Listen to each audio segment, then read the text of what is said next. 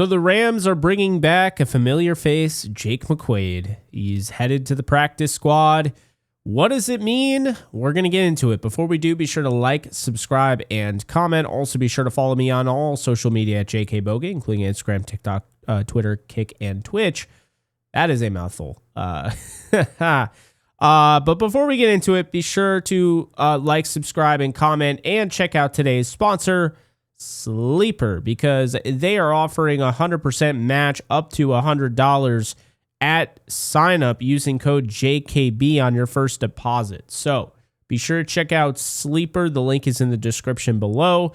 And of course, your $20 free entry, regardless if you deposit or not, is also available. So be sure to use that over at Sleeper. Download the app today. And yeah. So Jake McQuaide is 37 years old.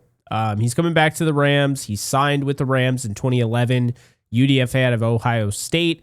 He was the long snapper for the Rams for 10 years and made 2 Pro Bowls in that span. But since he's been up with 6 different teams and most recently with the Steelers, but now he is back. The Rams are adding long snapper competition in a veteran presence in Jake McQuaide to compete with Alex Ward. Ward's done a nice job, but lately he's been under the microscope, obviously with the recent struggles of the Rams special teams unit, mainly the kicking operation. So McQuaide, who was the long snapper in the 2018 Super Bowl against the Patriots, definitely has the experience. Matthew Orzech, I'm sure, is wondered by some people, why didn't they go after him? Well, you might not know this, but he is the long snapper for the Packers. He won the Super Bowl, of course, against the Bengals for the Rams. But Alex Ward has been a good long snapper. It's just this year he's been under the microscope, as I said. And you look at the screenshots of him not blocking anyone, poor snaps. Unfortunately, when your kicking operation's struggling the way it is, you're going to be thrown under the bus a little bit. And so, of course, that's what's happening. Now, I believe Jake McQuaide will eventually take over the reins from Alex Ward. But regardless of the decision, the competition is here now. Okay, we talked about this. Sean McVay talking about the special teams unit, how it has to be fixed. This can't keep going on.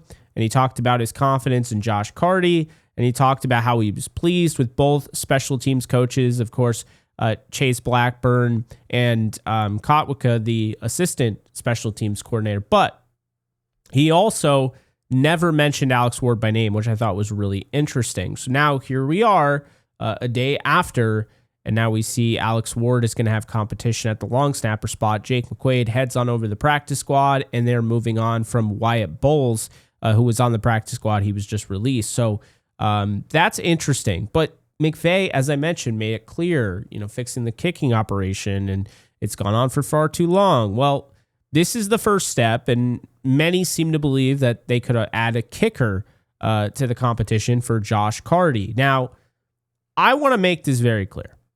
I think cutting Josh Karty would be such a mistake. It'd be a huge mistake. They should not cut him. He went 33 of 39 his rookie year, including the playoffs, where he just didn't waver one bit. That's one thing for me that matters, is that a kicker, you don't know if he can kick in the playoffs until he has to. And Josh Karty looked ready for the moment. The kicking operation has issues all over. He's 10 for 15 this year, but we already know what he can do. I just think it would be a mistake to cut him. Bringing in competition isn't necessarily what I would do, but I get it. Cutting him is an absolute mistake. I am absolutely against it. But I am towards the idea. I do think the Rams are going to bring in another kicker here for competition, and I don't think he's just going to start right away over Karty. I don't know if he'll ever start, but competition throughout the week. I have some names. You might know some of them, you might not, but buckle up. Greg Zuerlein, okay?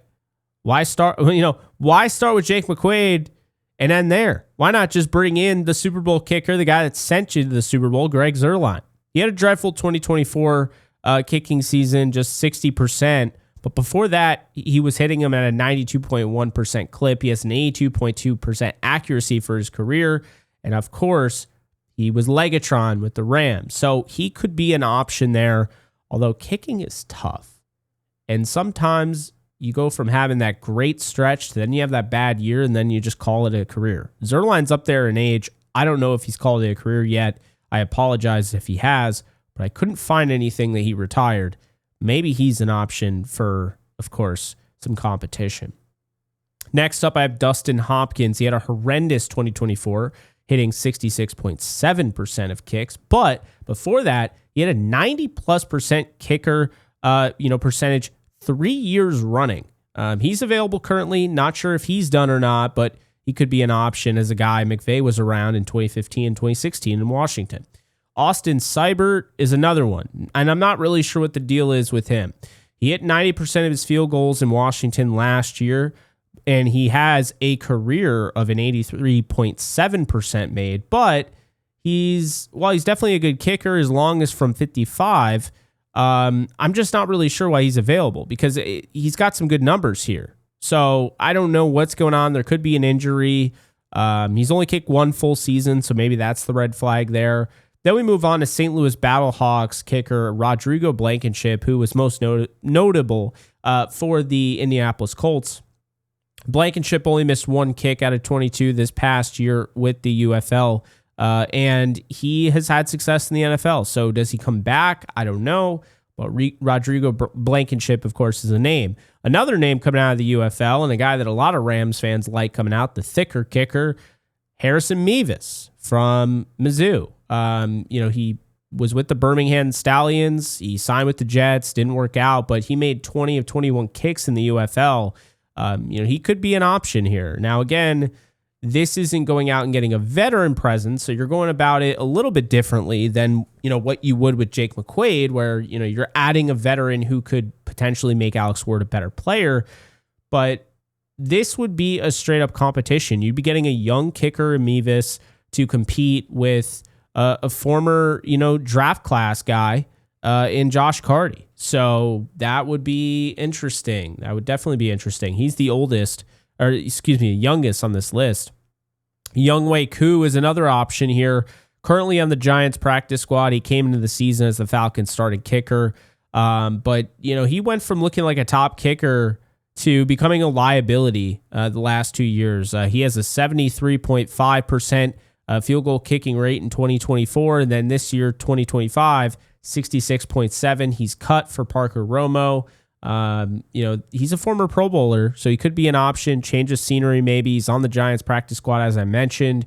Could be an option there. Cade York is another name. Last with the Bengals, had an 81.8 field goal percentage in 2024. He could be an option. He's a free agent. Anders Carlson, a 2023 sixth rounder from the Packers, made 83.3% of his kicks, but only 85.2% of his extra points. So I don't see him as a fit since extra points are a huge deal with this offense, and I think that's why he's available. So out of all the options, I think Greg Zuerlein would be fun. Dustin Hopkins is probably the best name on here, just because this is somebody that had 3 straight years of 90+% kicking rate. And there's just a lot of uncertainty with most of these guys. I mean, you wonder why these guys take a year off or what have you. Harrison Mevis is probably somebody, if they were going to consider moving on from Josh Karty, they could go after a younger kicker, have him compete, and if he shows up better, it makes you feel a little bit better about, okay, we cut Josh Karty and he's young, but we also got another young kicker. Me personally wouldn't cut Josh Karty. I wouldn't sign any of these guys. I would consider Greg Zuerlein for, of course, just the awesome connection there. Dustin Hopkins, if I had to pick a kicker, would probably be my best bet. I think he's going to give you the best option. I went through all the kickers for you guys, and I feel like Dustin Hopkins is the best option there.